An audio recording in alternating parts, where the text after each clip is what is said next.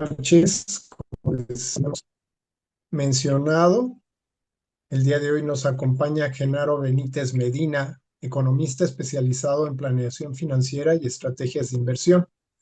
Actualmente es fundador y CEO de Suma Ceros, una firma enfocada en soluciones financieras, inversión patrimonial y desarrollo de proyectos con respaldo inmobiliario. A lo largo de su trayectoria, ha participado en proyectos de gestión y administración pública, además de impulsar iniciativas vinculadas al desarrollo social y financiero. El día de hoy, eh, Genaro se suma a este proyecto porque comparte la visión de profesionalizar el fútbol base y fortalecer la capacitación de entrenadores y directores técnicos mediante una metodología formativa e integral. Cuando alguien decide invertir en fútbol formativo, realmente no está invirtiendo solamente en el deporte, está invirtiendo en niños, en educación y en su futuro. Por eso nos da mucho gusto recibir a Genaro Benítez Medina, economista, empresario y fundador de Suma Ceros, quien hoy respalda este proyecto metodológico y, por supuesto, la próxima conferencia que se tendrá con Rubén Rossi. Bienvenido, Genaro, Gracias. nuevamente. Y pues vamos a dar inicio a este programa eh, haciéndote unas preguntas, ¿no? Ok, Y adelante. la primera es, ¿qué fue lo que viste en este proyecto que está encabezando Israel para decidir apoyarlo? Pues bueno, la verdad es que desde hace tiempo a mí siempre me han interesado incursionar en temas de carácter deportivo. Eso es algo que de alguna manera he buscado hacer toda mi vida. Toda mi vida me he hecho deporte, he practicado el deporte, diversas manifestaciones de la actividad deportiva. Entonces, pues eso me permitió en algún momento. Pero primero que nada, pues es un tema de confianza, ¿no? Yo sabía que Israel ya desde hace tiempo, debido a que nos conocemos desde que estudiábamos la secundaria, entonces sabía yo que él se dedicaba profesionalmente al deporte del fútbol. Entonces a partir de ahí es que también me surge un poco la curiosidad y el ánimo, pero más que nada pues de incursionar a un medio, digamos, un poco desconocido para mí, pero que de alguna manera tiene bastante proyección. Primero, pues por el tema de la metodología que él me había comentado que compartía, que había venido desarrollando, ¿no? Y compartiendo con una colaboración, sobre todo con Rubén Rossi. Entonces me llamó bastante la atención este proyecto, esta cometida, y fue como de alguna manera decidí también participar, digamos, por todo el contexto, todo lo que implica, ¿no? También el de alguna manera estar participando con personajes, digamos, pues de mayor envergadura, ¿no? Ya reconocidos, además, en uno de los mejores medios, ¿no? Donde se ha desarrollado el fútbol, que es Argentina.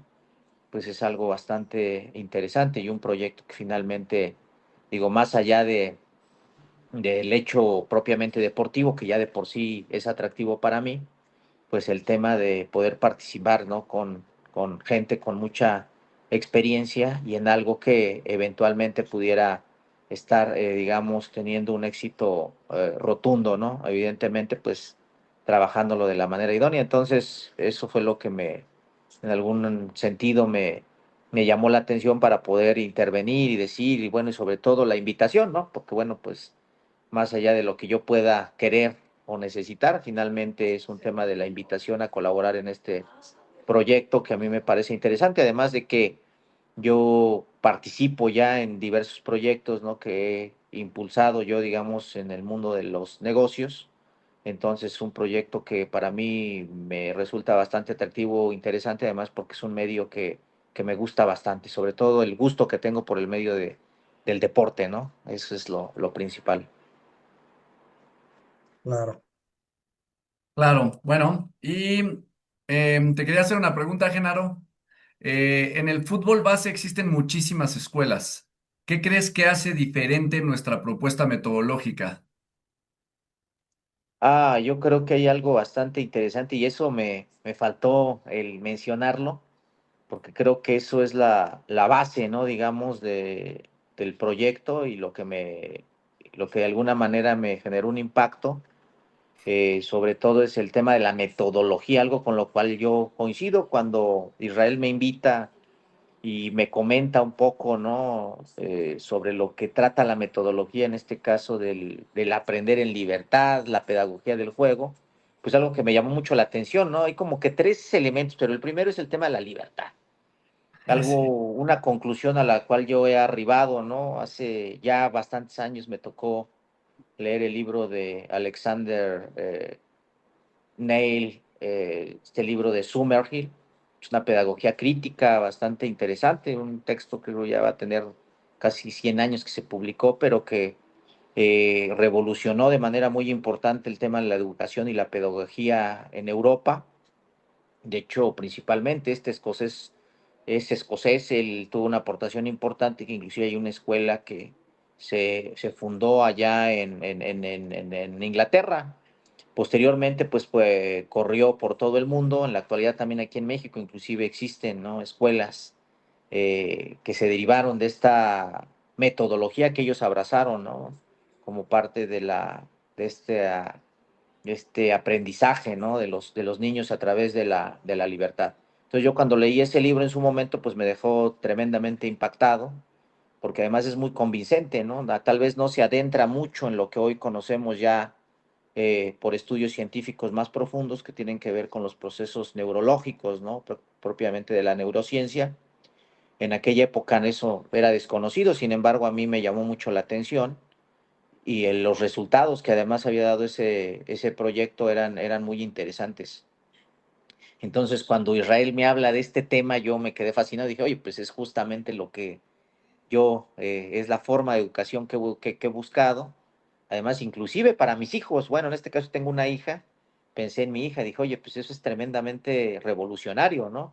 El que tu hijo pueda desarrollar o se pueda educar y desarrollar libremente las potencialidades es algo impresionante, ¿no? Y parto de la experiencia propia, porque yo crecí y siempre en la formación tradicional que nuestros padres a veces nos insuflan, pues es un poco esta forma patriarcal y autoritaria, ¿no?, de enseñarnos. Ellos te enseñan y te imponen lo que aprendieron, pero nunca te dejan, nunca te exponen, digamos, elementos extraordinarios que pudieran ser parte de tu formación, ¿no? Es decir, haz las cosas en libertad. Yo leí un ejemplo que ponen en el texto de Summerhill, Neil, y habla de pronto el niño se puede caer, sí, claro, corre un riesgo la formación en libertad, pero eso es lo que le permite plantearse el problema, o sea, enfrentarse a un factor externo que puede generarle un conflicto, un problema, pero él va a plantear la manera y va a ver la manera de resolverlo, o ve el problema y lo va a resolver. Él tiene que generar ese pool de creatividad, ¿no?, mental para poder desarrollarlo. Entonces ahí se está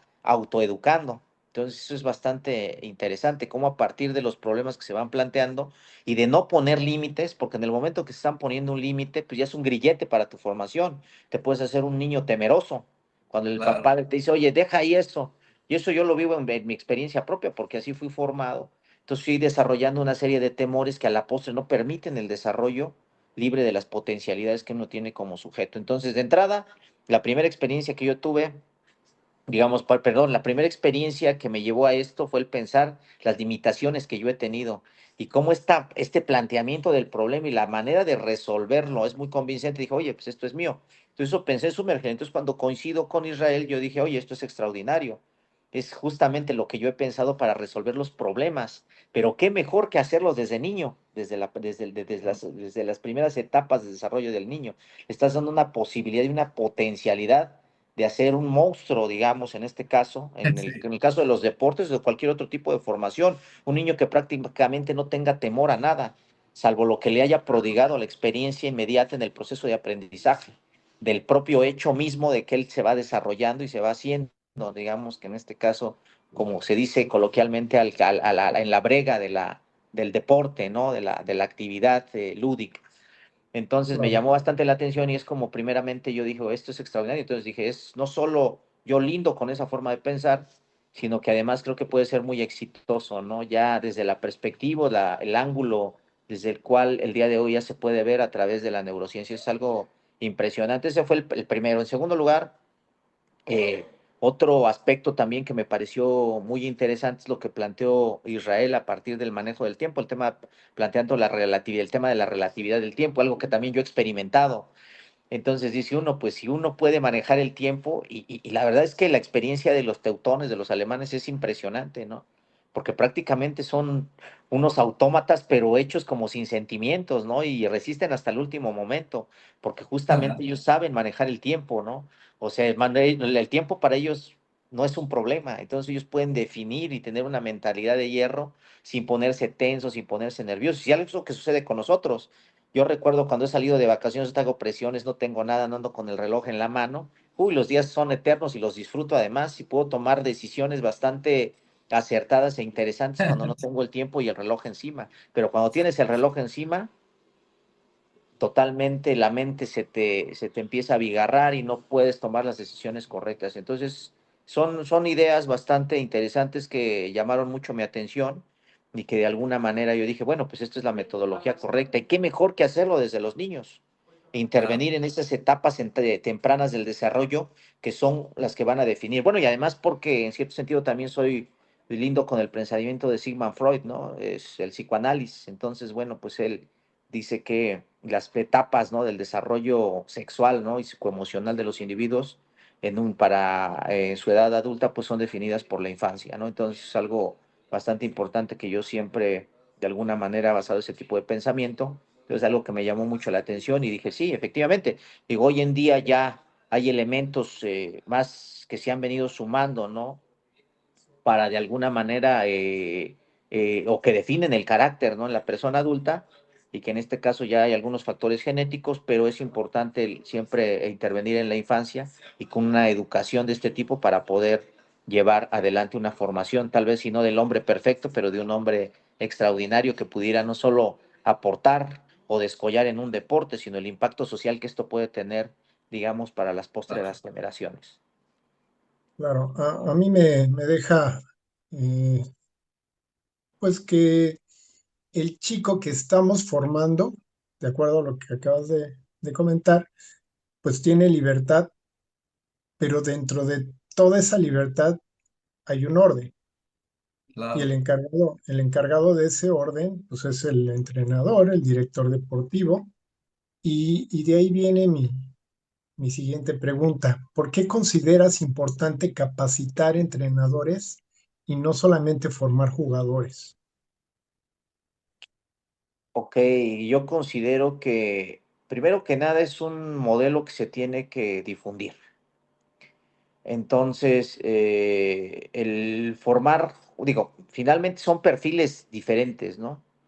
A mí me quedó mucho en algún momento la idea del partido. Yo me dediqué a la política y un poco a la idea del partido. El partido es la mediación. En este caso, los formadores son los, digamos, acá Lenin hablaba, ¿no?, en el qué hacer de los revolucionarios profesionales. El revolucionario profesional era quien cumplía con las características de una persona que estaba formada profesionalmente, pero que no era propiamente el revolucionario, ¿no? El revolucionario de pie, el revolucionario que entrega el periódico, el revolucionario que toma las armas, sino ese era el revolucionario profesional, el dirigente. Entonces, si el partido se conforma por dirigentes que traen la teoría revolucionaria que fue creada en las clases medias y la traen al movimiento revolucionario. Digo, es una analogía que estoy haciendo, pero es Claro, importante porque ¿cómo puedes tú profesionalizar algo si de alguna manera no escoges el perfil, digamos, en este caso de formadores, de gente profesional que tenga la capacidad, digamos, de interiorizar todo ese conocimiento, porque además parece que no, o sea, es sencillo, tal vez en la parte de la ejecución, pero todo lo que tiene que ver con el desarrollo de este conocimiento, pues implica que lo hizo alguien que fue una persona que se dedicó a esto, una persona especialista, ¿no?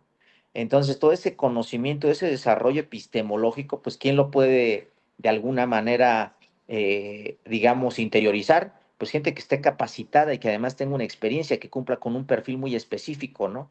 Y ese perfil específico, pues, es el del formador, es Claro. quien va a ayudarnos, esa bisagra que nos va a traer toda la teoría y toda la parte de la experiencia al movimiento, ¿no? En este caso, a los, pues sí, a los jugadores, ¿no?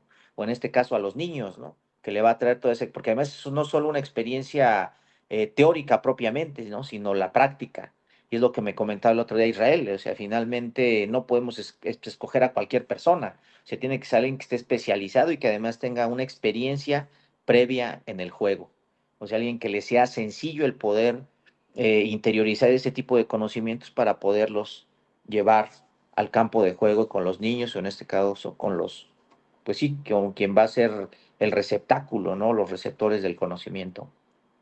Claro, Claro, fíjate qué interesante lo que comentaste, ¿no? El mínimo de orden, decía Valdano, un mínimo de orden y un máximo de libertad. Luego parece desorden, pero no es desorden, es libertad. Y con la libertad se está buscando el orden. Y fíjate, esto es importante lo que comentas, porque tanto el entrenador como el papá difundir esta información. Imagínate un papá sabiendo qué sucede neurológicamente, qué pasa en el cerebro cuando le das tanta protección, pues sobreproteges a tu hijo, ¿no? El juego entre la amígdala cerebral, que es la encargada del miedo, y el lóbulo frontal, que es el encargado de la toma de decisiones, ¿no? Mientras cuando tú sobreproteges al niño, la amígdala le está diciendo, cuidado, esto es muy peligroso. Y el córtex prefrontal le está diciendo, no te preocupes, puedes hacerlo de esta manera, puedes hacerlo de esta otra. Digo, esto antes no se sabía, pero ahora lo sabemos todos. Lo tienen que saber los papás, lo tienen que saber los entrenadores, ¿no? Si tú proteges a ese niño y le estás diciendo, no, te me vas a caer, te me vas a caer, lo que estás haciendo es que lo que se está desarrollando es la amígdala cerebral. O sea, estás fomentando que su cerebro del niño se desarrolle mal. En qué complicación lo vas a poner después cuando no estés al lado de él, ¿no? Digo, esto es importantísimo que lo sepa primero que nada en nuestra metodología un entrenador, pero que también el entrenador sepa cómo transmitirle esta información al papá para trabajar en equipo por el niño, ¿no? Bueno, tomando un poco lo que tú decías, me pareció increíble. Ahora, te quería hacer otra pregunta. Desde tu perspectiva como inversionista, ¿qué valor tiene un proyecto que trabaja correctamente el fútbol infantil y juvenil? A ver, yo creo que ahí sí puede haber un poco de discrepancia porque en México a veces es un poco desdeñado, ¿no? El poder meterse al proceso formativo. ¿Por qué? Porque son, digamos, Honduras, son complejidades, son problemas, digamos, por plantearlo de alguna manera, ¿no? Y normalmente el empresariado en México tiene una característica y es una característica histórica. Yo recuerdo en su momento cuando me tocó estudiar el desarrollo del pensamiento liberal en México, Pablo de Antuñano en el siglo XIX, estos primeros liberales, ¿no? Que se encargaron de traer digamos, esta concepción, ¿no? Del desarrollo del pensamiento, pues, económico de la época. Ellos referían algo que es muy particular de la idiosincrasia, en este caso de la burguesía nacional, del empresariado o del inversionista nacional, ¿no? Y que a veces este inversionista a veces solo busca rentabilidad, ganar, pero busca difícilmente acumular en el término amplio del término, perdón, en la acepción amplia del término, que significa el sí acumular riqueza, pero para poder echarla nuevamente en forma de capital, ¿no? Al mercado. Entonces, es una de las explicaciones de las grandes hipótesis, inclusive de quienes estudiaron la historia del pensamiento y de la forma en que se ejecutan o se toman las decisiones, en este caso de una clase particular, que son los inversionistas o el empresariado, de que difícilmente ellos se atrevían, ¿no? A invertir. Normalmente quieren recursos y lo que hicieron, no sé, en la época, por ejemplo, que del desarrollo, perdón, de la intervención estatal, que fue en 1940 a 1980, lo que hicieron ellos, pues tenían grandes ganancias por la protección estatal, pero todas esas ganancias, en vez de reinvertirlas para innovar, para desarrollar la fuerza productiva y que esto permitiera mayor productividad y crecimiento, lo que hicieron es que se la gastaban en bienes suntuarios, en lujos, en muchas cosas y hicieron poco por el desarrollar la ciencia, la tecnología, que a la postre nos pudo haber hecho un país competitivo. Entonces Claro. eso sigue muy arraigado en el mexicano y nosotros eso lo vemos hoy día en una Azcárraga, ¿no? Que ellos, pues ya que les llega la gente formada o ya ven a la gente formada, los jalan, los incorporan y ahí sí le meten dinero. pero a los procesos formativos no le quieren invertir por lo costoso y por la complejidad que esto significa, ¿no? Entonces, pues Claro. quieren agarrar las cosas fáciles. Sin embargo, yo creo que el iniciar un proyecto desde sus orígenes, pues es muy satisfactorio porque es ahí donde finalmente uno va a ponerse a prueba, ¿no? Y si realmente hay la convicción y se cree en la idea que se está desarrollando para llevar adelante un proyecto que sea exitoso, creo que esto puede serlo. Sin embargo, ellos no lo han visto. Y es uno de los problemas que vemos en el fútbol, o pues yo al menos alcancé a ver ahorita que me he adentrado un poquito más a este tema. No hay una estructura, digamos, un sistema de engranajes, ¿no? Que realmente tengan encadenamientos, ¿no? Como una cadena productiva realmente pensándolo desde una perspectiva económica, ¿no?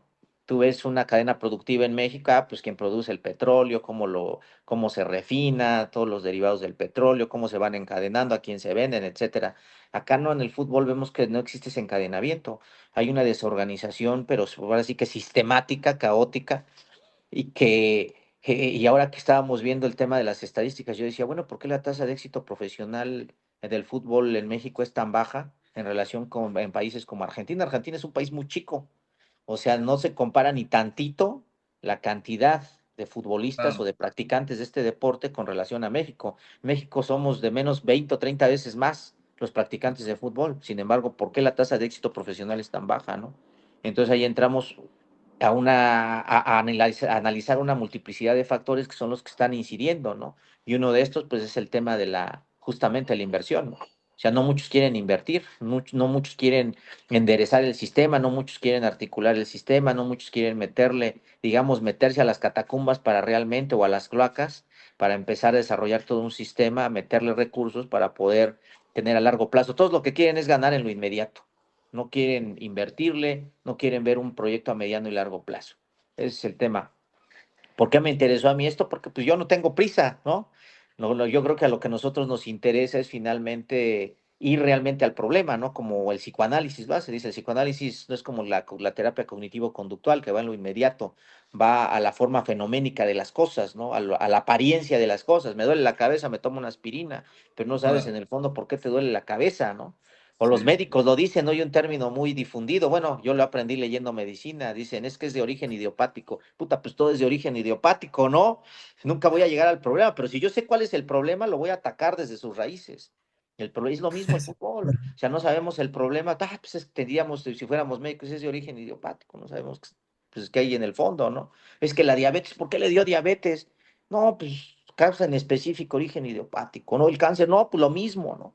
Cuando en realidad, si nosotros estudiamos las causas, podemos llegar a las causas. Y si sabemos las causas, podemos es plantear correctamente el problema para resolverlo de manera correcta. Entonces, la enfermedad que Exacto. padece el fútbol en la actualidad es una enfermedad específica. ¿Qué hay que hacer? Pues hay que diagnosticar el problema y con base en diagnosticar el problema hay que plantear la solución. Y es lo que yo, de alguna manera, estoy viendo. Entonces, digo, hay un problema estructural, ¿no? Y que tiene que ver con el empresariado, pero Prácticamente. también que no ha creado ese andamiaje, no ha construido ese andamiaje para poder desarrollar una estructura que permita. Pero no solo es un problema, sino hay un problema estructural que también tiene que ver con la idiosincrasia y la forma de pensar, ¿no? Del mexicano y Claro. del Prácticamente empresariado propio. contestaste la pregunta que te iba a hacer. ¿Qué es el impacto qué impacto puede tener una buena metodología en la vida de un niño? Entonces, pues prácticamente ya lo desarrollaste, ¿no? Tiene que ser un proceso metodológico bien fundamentado, ¿no? Y debe de traer una estructura y tienes que partir del principio para llegar al fin, ¿no? Ver el origen de las cosas. Sí, es correcto. Entonces, la visión que yo tengo, por eso de alguna manera, pues esto, pues ahora sí como la llave al candado, ¿no? La verdad es que me fascinó, porque hay un problema, acá hay un problema en México, sí, en el deporte, hay que resolverlo, sí, no solo al nivel estructural de la formación de los niños, de las escuelas de fútbol, sino también un problema estructural que tiene que ver donde interviene también el empresariado, ¿no? Que no le quieren ver, o sea, no le quieren meter dinero, si se ve, ¿no? Y el nivel de verdad de discusión se ve. Nos reunimos recientemente con algunas personalidades también de aquí de México, que no voy a decir el nombre, y Saikin, de pronto digo, no, no, o sea, a pesar de que se dice que son las personas idóneas, ¿no? Y que tienen más conocimiento, o sea, veo que no se han metido al problema, ¿no? No se han metido al Claro. problema, entonces, pues a lo mejor lo desconocen también, porque no vienen de abajo, no se formaron abajo, no han tenido la perspicacia o la habilidad para verlo, simplemente no le quieren, lo quieren ver porque no les conviene, ¿no? Pero bueno, la verdad es que es algo muy interesante y a mí me interesó este proyecto justamente por eso, porque se trata de plantear correctamente un problema, de resolverlo y además que tenemos un mercado extraordinario en México.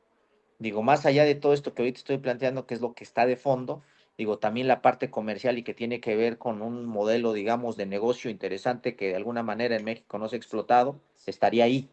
O sea, traer además gente especializada que han aprendido, que para ellos es, yo le decía a Isra, es como vender tequila a nosotros, a los mexicanos, pues no nos van a querer. En Argentina hay mucha gente y hay una experiencia muy vasta. Entonces, de alguna manera estamos haciendo equipo, estamos construyendo un equipo con gente especializada que lo ha vivido. Para ellos es normal que exista un sistema armado en su país, porque así ha funcionado siempre. Para ellos es normal que a los niños a lo mejor se les educa en libertad.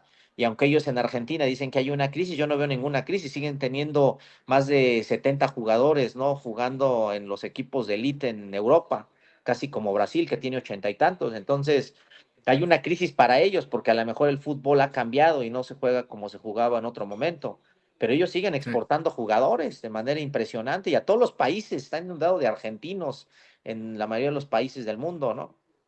sí, Entonces, es un gran mercado que tiene un gran potencial y creo que si nosotros adoptamos eso, al rato nosotros podríamos crear ese granero, ¿no? Pero obviamente adoptando una metodología que también es parte, ¿no? Y que de alguna manera, pues ellos también lo han vivido y que en la cual se coincide plenamente, ¿no? Lo que tú traes, Isra, ¿no? El tema del jugar en libertad, con algunas adecuaciones, algunas situaciones que son aportación original de Israel, que me parecen también muy interesantes, con las cuales ya comenté antes, coincido que tienen que ver con la parte de la pedagogía de la libertad, ¿no?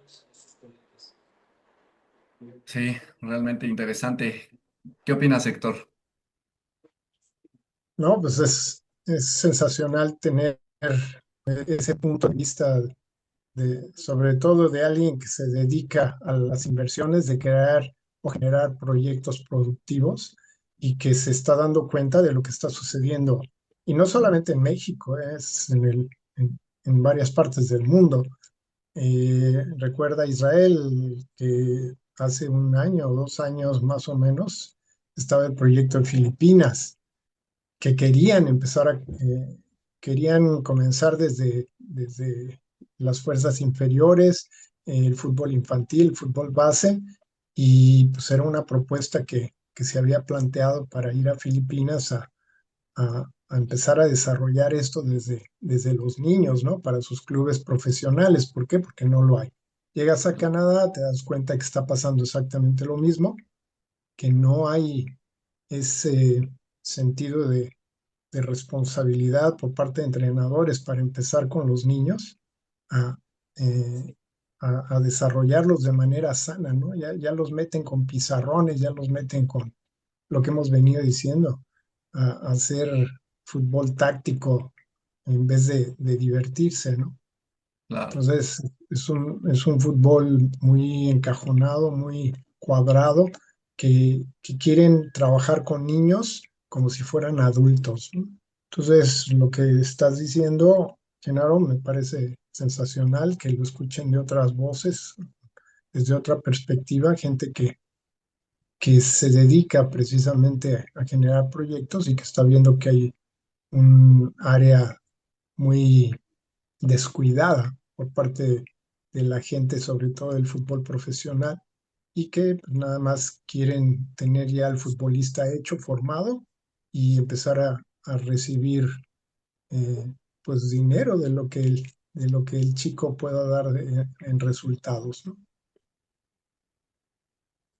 Es correcto. sí, claro, claro. Y mira, hablando de esto, ¿no? Hay muchos entrenadores que trabajan desde la experiencia, muchísimos, pero no siempre desde la formación metodológica. O sea, falta mucha preparación. ¿Por qué crees importante que profesionalizar el fútbol base? Yo creo que es bastante importante. Es algo que no existe en México. Lamentablemente, digamos, todo lo que tiene que ver con la formación del fútbol base, en realidad está bastante descuidada. Creo que en México es una carencia, digamos, muy importante. Todo el mundo va para donde quiere. ¿no? Porque justamente pues nadie le interesa lo que se hace abajo. Entonces todo el mundo va al flujo y reflujo de los acontecimientos y yo creo que hay mucha, yo lo que he podido percibir, hay mucha receptividad, ¿no? Por parte de la gente que se dedica a formar a los niños. Entonces, sí considero que es bastante importante porque hay un desorden, hay un caos total.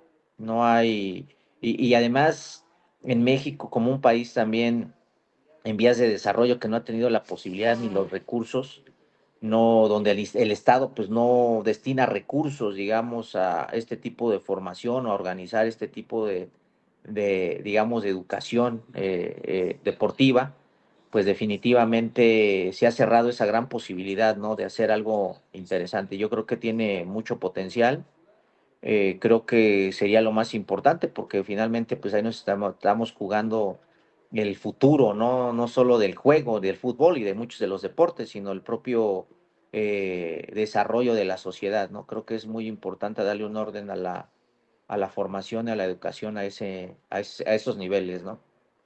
Claro, fíjate, cuando estuve en Canadá, yo noté muchísimas carencias en los entrenadores de fútbol, pero vi en los entrenadores de hockey muchísima preparación.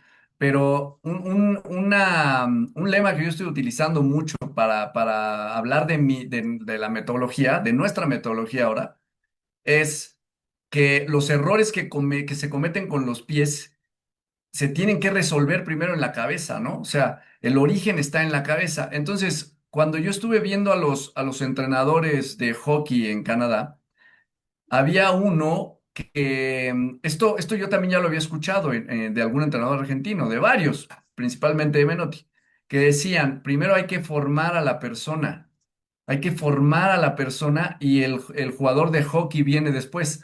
Algo parecido decía Menotti cuando hablaba de formar al futbolista, ¿no? Decía, primero hay que formar buenas personas y después viene el futbolista. Entonces, esta parte creo que cuesta mucho trabajo comprenderla, te lo digo desde la experiencia. En mi juventud, cuando me hablaban de estas cosas, no me entraban, pero creo que hacía falta que aquellos que me hablaran me hablaran conmigo desde mi posición. ¿No? Y a lo mejor también desde su propia experiencia, pero entendiéndola, porque si tú no ves un problema, si nosotros como entrenadores no sabemos que realmente el problema está en la cabeza, ¿cómo se lo podemos hacer creer a un jugador? No se puede, es imposible, ¿no? Pero en realidad, desde lo que nosotros creemos es eso, ¿no? Que el origen del problema del futbolista mexicano es la mentalidad. Tú lo dijiste en el tema de los alemanes, uno de los pueblos más cultos y tú siempre son los equipos que más partidos han, eh, han superado la adversidad. Van perdiendo 2-0, 3-0, faltan 10 minutos y ellos siguen con la confianza de que su capacidad los va a ayudar a resolver ese problema y lo logran. O sea, ahí están manejando el tiempo y están solucionando problemas. ¿No? Entonces, sí creo que lo que comentas es muy interesante. Sí, hay muchas carencias en todos los aspectos y apoyar al entrenador principalmente para desarrollar niños con grandes potencialidades es esencial. Estoy totalmente de acuerdo contigo. Bueno, te quería hacer otra pregunta, ¿no? ¿Qué mensaje le darías a entrenadores que desean prepararse mejor y crecer profesionalmente? El mensaje que yo podría darles es de que es importante, ¿no? La preparación y la formación y sobre todo la profesionalización y que lo que estamos buscando pues es generar todo un sistema, ¿no? Debidamente organizado, ¿no? Y articulado para poder dar esa posibilidad, ¿no? De profesionalizar esto y que la formación pues es algo definitivamente muy importante. Podemos partir de muchas experiencias a veces de manera individual, pero la formación pues ya es parte del conocimiento ya acumulado, empíricamente comprobado, que ha funcionado en algunos países por ciertos formadores y pues lo importante es poderlo interiorizar para poder desarrollar, digamos, todo este tipo de aptitudes, ¿no? Y habilidades propiamente del formador, del facilitador, del entrenador que pues le va a llegar a un punto, ¿no? Y además esto implica pues también una responsabilidad importante. Es una responsabilidad más que nada, ¿no? El estar al frente de los niños. Y creo que si lo hacemos de manera profesional, vamos a estar dando una aportación bastante importante, parte de una hipoteca social importante, ¿no? A la sociedad. Pero si no lo hacemos de la manera idónea, pues vamos a, en vez de formar gente que pueda aportar a la sociedad y que pueda dar grandeza al país, pues va a generar exactamente lo contrario. Claro, sí, totalmente de acuerdo. Pues mira, ya prácticamente se cumple el tiempo. Nuestro programa dura alrededor de 30 minutos. Nos gusta hacerlo muy concreto. Me parece muy importante que una persona como tú, que está envuelta en los negocios con una cosmovisión siempre fijada hacia el deporte, pueda platicarnos todos estos temas que has venido a señalar, ¿no? Los errores que has notado, las carencias que has notado, el tema de que, el tema social también, que lo mencionaste, ¿no? El pensar en los demás, no nada más pensar en el beneficio económico, que eres un empresario exitoso. Héctor ya platicó de una de tus empresas como Suma Ceros, que ha sido pues uno de tus hijos, por decirlo de alguna manera, y que esperemos que pueda seguir apoyando no solo a los niños, a la sociedad en general, con diferentes proyectos. ¿Algo que quieras comentar para despedirte? Sí, claro que sí. Yo creo que el mensaje más importante que se podría dar es que estoy haciendo algo que me gusta. Yo el llamado, ¿no? También digo, y más bien en la parte de la pedagogía en el que se encuentra en el juego es muy importante. Es que la gente se desarrolla a partir del propósito y de lo que le está gustando, ¿no? Si Claro. uno hace algo que no le gusta, definitivamente va a ser muy complicado alcanzar el éxito y la prosperidad en cualquier cosa que uno haga. Pero si uno hace y parte de lo que uno le gusta, definitivamente todo, absolutamente todo, que tenga que ver con felicidad, prosperidad y abundancia, va a llegar de manera automática. Entonces, pues el gusto por hacer las cosas es lo principal y es el llamado más importante, ¿no? Busquemos propósito en la vida, hagamos las cosas con gusto, con amor y felicidad, y todo lo demás se va a dar por adhesión. Claro, excelente mensaje porque imagínate eso para un entrenador infantil, el propósito es grandísimo. Y justo con ese propósito, el ayudar a un niño a que, en mi caso, ¿no? Que yo lo viví mucho, a que no cometa mis errores. Digo, no puedo, no, yo puedo transmitirle mis experiencias, pero no puedo evitar que cometa sus propios errores, pero al menos tengo un propósito, ¿no? Y le da más sentido a mi vida. Entonces, qué mensaje tan padre, porque eso hace crecer como sociedad, nos hace crecer como sociedad. Pensar en los demás es parte de un propósito mayor, cuál no lo sabemos, ¿verdad? Pero pensarlo, buscarlo y andar en movimiento. No, no te pares. Anda, movimiento es vida. Échate, aviéntate, inténtalo. Aprende, investiga, duda. Ahí está la clave para encontrarlo. Es lo que yo creo. Qué bonito mensaje. Me gustó mucho la plática. Te agradezco mucho, Genaro. Héctor se tuvo que ir. Está teniendo problemas de conexión. Rara vez nos sucede esto, pero mira, nosotros puntuales con el tiempo, respetando el tiempo Excelente, de los que nos miran, de nuestros suscriptores. excelente, pues cualquier cosa estamos a la orden y bueno, pues incursionando en esta gran acometida, este gran reto, pero seguramente va a tener un gran éxito. Ya estamos del otro lado al iniciar, empezar con éxito y seguramente va a ser exitoso y va a ser una gran aportación también social este proyecto muy grande y muy interesante. Así es, así es. Pues muchas gracias, Genaro. Te mando un abrazo y seguimos en contacto. Gracias, igualmente, abrazo, buena noche, Saludos a hasta todos. No luego, olviden darle like y suscribirse y compartirnos. Gracias. gracias.